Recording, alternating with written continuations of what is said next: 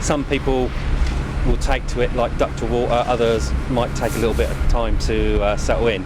So we normally average about 6 weeks from scratch.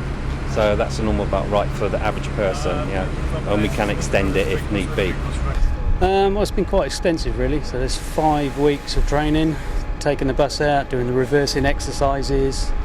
There's quite a lot to it really.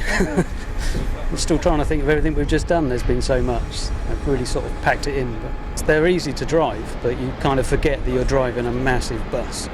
So you've got to think about the overhang at the back and swing at the front and the actual size. You've got to remember that you're driving a bus and not a car. First and foremost, air brakes, the length of the vehicle and how you turn left or right.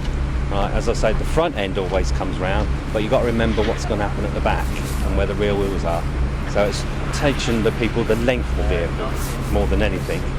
I suppose it's a combination of two things. I love driving and I love sort of people really, so I'm a people person, so it kind of works together really.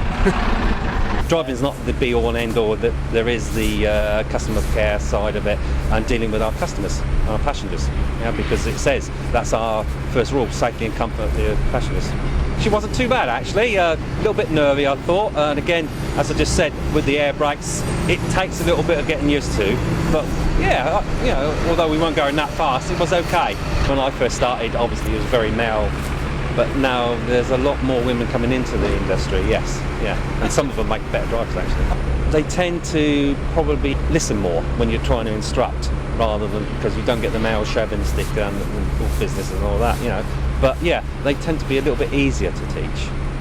It was strangely empowering, but also quite terrifying when basically the brakes are air brakes, so you have to be really careful on the way that you kind of bring the vehicle to a stop, and I was going a bit hard sometimes, I have to say. And also when you're turning, you really have to make sure that you don't kill anyone, and I was kind of killing some cones over there. But it's quite hard because you have to make sure that the front end, you compensate for the front end and you're allowed to go a little bit further than you would in a normal car, and then make sure that the back end follows you rather than having to clip a curve, which I think I was doing quite a lot, but it was a lot of fun.